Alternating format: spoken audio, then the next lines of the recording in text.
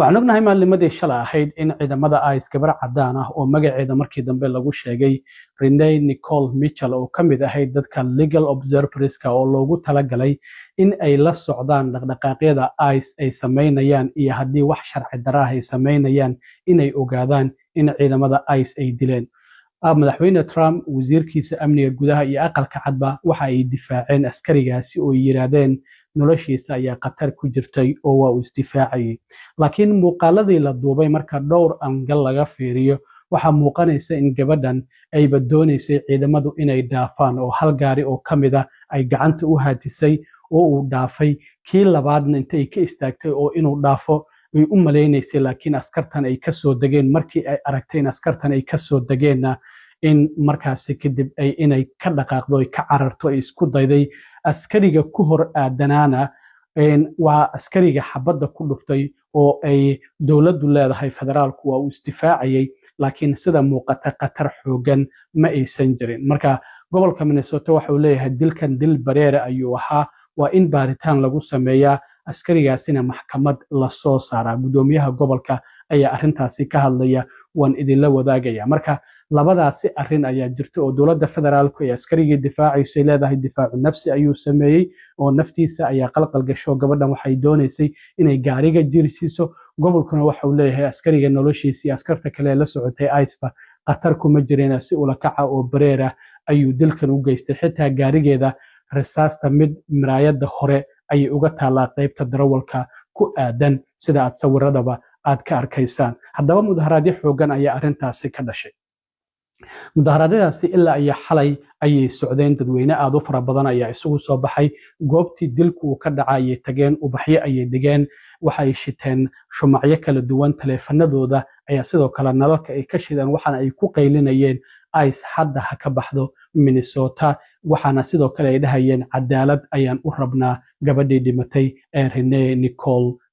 Good. waxaana sidoo kale mudaharaadyaddan ay intooda badan hadda u muuqdeen inay yihiin kuwa nabdoon, laakiin waxaa maanta la arkayay ciidamada ICE iyo weliba dad shacab ah oo isku dhaco mudaharaad sameynayay. ciidamada ICE-na ay soo qaateen qalabka sunta dadka ka ilimaysiiya ka celiya maaskigaas iyagu ugu jiro, laakiin dadkana ay u adeegsanayeen sunta dadka ka ilimaysiisa, qaarkoodna ay sidoo kale ay xirayeen. haddaba gudoomiyaha gobolka ayaa shir jaraa'id qabtay, Tim Walz. shirkiisa jaraa'id gudoomiyaha gobolku dhowr arrimood ayuu kaga hadlay. waxa uu marka hore kaga hadlay in baaritaanka dilka gabadhaasi loo daayo gobolka, islamarkaana dowladda federaalku ay faraha ka qaado. arrintii iskuulka ay tageen shalay ciidamada ICE ayuu ka hadlay, kadibna dadka mudaharaadayaasha ayuu la hadlay. ugu horreyn wuxuu yidhi waxaan rumaysanahay xuquuqda gobol kastiba uu leeyahay, wax kasta oo gobolkiisa ka dhaca in isagu uu baaro. waxaana sidoo kale rumaysanahay dowladda federaalku in loo baahan yahay arrintan inay faraha kala baxdo. marka wuxuu leeyahay baaritaanka dilka gabadhaasi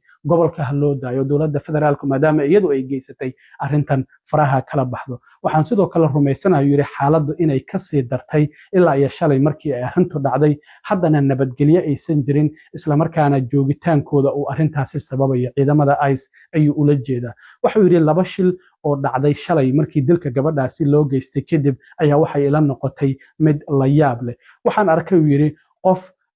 markii gabadha la dilay waxaa jiray qof goobta ka agdhawaa oo yidhi dhakhtar ayaan ahay ee aan caawiyo ama xirfad caafimaad ayaan leeyahay. marka wuxuu yidhi shalay waxaan arkay qof dhahaya dhakhtar ayaan ahay oo waxaan doonayaa inaan gargaar caafimaad siiyo qofkan dhaawaca, laakiin askari ka tirsan ciidamada ICE uu leeyahay aniga arrintaas waxba igama gelin. marka wuxuu yidhi qof doonaya inuu gargaar caafimaad siiyo gabadhaasi markii ay xabaddu ku dhacdooba dhaawacay ahayd ayaa loo diiday in gargaarkaasi la siiyo. xitaa ambulastii waa tii muddo 10 ilaa 15 daqiiqaha loo diiday inay soo gaarto goobta shilku uu ka dhacay. marka waxa uu yidhi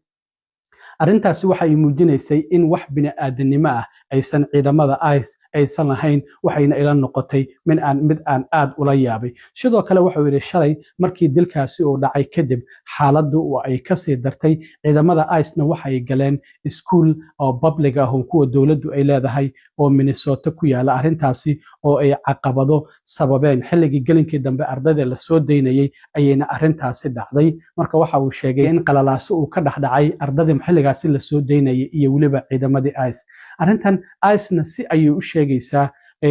gobolkuna si ayuu u sheegaya. ciidamada ICE waxay yiraahdeen qof ayaan ceersanaynay, nal oo red ama casaana ayuu gudbay kadibna waxaan ku qabanay meel iskuul u dhow oo iskuulka banaankiisa ah qofkii inagoo gaariga ka soo saarayna ayaa waxaa noo yimid qof isuukan sheegay inuu macallimiinta ka mid yahay kadibna ardadii ayaa waxay bilaabeen maadaama baraf uu meesha yiilay in barafkii dhagaxaan intay u samaystaan ay ku soo tuuraan ciidamada icena waxay isticmaaleen sunta dadka ka ilimaysiisa qof marka shaqaalaha ka tirsan iskuulka ayay ice xireen walow markii dambe ay soo daayeen marka waxay yidhahdeen ilaa iyo 5 mayl ayaan qofkan ciirsanaynay ilaa iyo iskuulkaasi uu nala tegey iskuulkiina waxay yidhahdeen marka ice ayaa iskuulkii timid oo xilligii ardada lasoo daynaynay qalalaasa sababtay maanta marka iskuuladii waa la xiray iyo ilaa iyo berri midowga macallimiinta iskuulada waxay yidhahdeen maadaama xaaladda aysan ammaan ahayn ardadu guryahooda ha joogaan guryahooda ayaana casharada online-ka ayaa laga sii doonaa oo maanta oo 8 ah iyo berri oo 9 oo jimco ah ma jiraan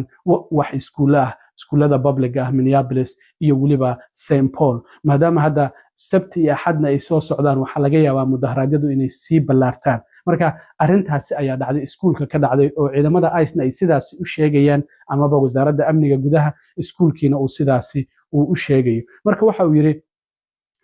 si aadah ayaan arintaasi aan u cambaaraynaa yiri ka gudoomiye ahaan ka waalid ahaan maadaama horeyna macallin uu ahaan jiray ka macallin ahaan ayuu yiri gudoomiyaha gobolka marka waxa uu yiri xubnaha la soo doortay ee ku jira baarlamaanka gobolka Minnesota dimuqraadi iyo sidoo kale Republican ah hadana waxaan ka baryayaa in ay ku yiraahdaan iskuuladeena faraha ka qaada in waxa uu la jeedaa ciidamada ICE waxa uu yiri masiibadan boqolkiiba boqol waa ay ka sii daraysaa haddii ay gaarto iskuulada public ah maxaa yeelay dhalinyaro fara badan ayaa iskuulada dhigato waa inana daawanayaan haddana sidoo kale waxa ay daawanayaan qaabka aan arintan aan uga jawaabno marka waxa uu leeyahay waxaan rabaa in codsiyo yaryar aan jeediyo waxaan leeyahay yiri arintan dilka gabadhaasi ha loo daayo dadka khibradda u leh inay wax ka qabtaan oo ciidda gobolka Minnesota wax looga qabto oo baaritaankan dadka mas'uuliyiinta gobolka Minnesota ay sameeyaan xaaladana waxa uu yiri hal la dejiyo adinkoo in ciidamadiina labada kun ah oo aad keenteen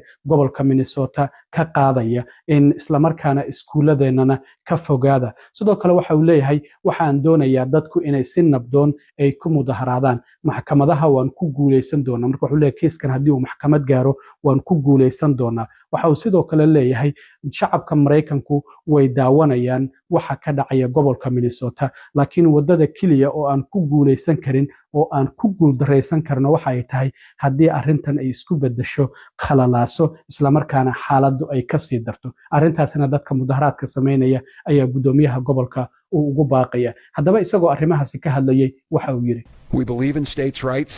We believe the federal government needs to stay out of this. We believe that the situation has gotten worse and less safe because of their presence. And I will just say there were 2 incidents yesterday I saw after this that just tore at my soul. I saw an individual at the scene identify themselves as medical personnel, a physician, and asked to provide aid, and an ICE agent said, "I do not care." That lack of humanity was chilling to me. And after this incident happened, and after the tensions rose, ICE agents entered a Minnesota school, causing disruptions at that school. I can't say this strongly enough as governor, as a parent, as a teacher, to our elected representatives, Democrats and Republicans. I beg you, I implore you to tell them to stay out of our schools. This tragedy will be magnified 100-fold if this fight moves into the hallways of our public schools amongst our youth. And they're watching us. They're watching us now, how we respond. So I've got a few simple asks. Let us, the professionals, handle this on Minnesota soil, this investigation. De-escalate this situation by removing yourselves from this situation with these 2,000 agents that were here. And above all else, stay out of our schools. I'd like to ask you to care, but that might be a step too far for some people.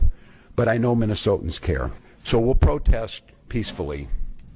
We will win in courts. We will certainly win in the defense of our democracy because the American people see what's happening here. But the way that we don't win and the way that we lose, if this turns towards violence and allows them to escalate. It cannot happen. ugu dambeyntii arrinta dilka gabadhan waxaa lala barbar dhigayaa dilkii ninkii madowga ah ee George Floyd ee sanadkii 2020 askarigii cadaanka ee Derek Chauvin intuu jilibka qoorta ka saaray ku dhawaad muddo 9 daqiiqo uu ku hayay ninkaasina uu geeriyoodo mudaharaadyo guud ahaan caalamka iyo Mareykanka ay ka dhasheen markii dambena askarigaasi 22 sano lagu xukumay welina hadda xabsi uu ku jiro marka arrintaasi ayaa lala barbar dhigaya haddii marka mudaharaadyadu ay ka sii daraan qalalaasan ay isku bedelaan waxaa laga yaabaa gudoomiyaha gobolka inuu howlgeliyo ciidamada ilaalada qaranka gudoomiyaha gobolka isaga ayaa awoodda iskale walow madaxweyne Trump muddooyinkii dambe ciidamada ilaalada qaranka iyadoo gudoomiyaasha goboladu aysan codsan uu meelo fara badan geeyay sida Los Angeles oo California ah Chicago oo Illinois ah Portland oo Oregon ah iyo meelo kala duwan oo hadda laga qaaday oo garsoorayaal maxkamad ee arrintaasi ay ka soo horjeesteen marka dadka waxa uu leeyahay mudaharaad nabdoon waa inaad sameysaan dhinaca kale xildhibaanad Ilhaan Cumar oo shalay markii dilka gabadhaasi askariga ka tirsan ciidamada ICE uu u geystay qoraalkan barteeda Facebook ku soo qortay ayaa waxay tiri tallaabada ciidamada ICE ay qaadeen waa mid aan la aqbali karin isla markaana aan macquul ahayn waxayna tiri aad ayaan uga careysanahay in macna darradaasi ay sameeyeen iyo tallaabooyinkaasi aan loo meeldayin oo ay ku dileen qof legal observer ah oo dadka la socday dhaqdhaqaaqyada in ciidamada ICE ay ka sameynayaan Minneapolis marka waxay tiri qalbigaygu waxa uu la jiraa daqooyskii dhibaatadu ay soo gaartay waxana sidoo kale ay sheegtay in xanuunkaasi uu noqon doono mid weligii jira isla markaana maamulka Trump uu sababay dilkaasi macna darrada ah waxay tiri maamulka Trump waxa uu na tusiyay mar kale sida uusan uga taxadiraynin badqabka dadka reer Minnesota isla markaana halkii uu ilaalin lahaa communitygaasi ama bulshooyinkaasi waxa halkaasi ay geeyeen qalalaaso iyo inay qalqal geliyaan dadka degan goobahaasi ama Minneapolis iyo waliba St. Paul waxana sidoo kale sheegtay hadda dilkan qofkan shacabka ah in muddo toddobaadyo ah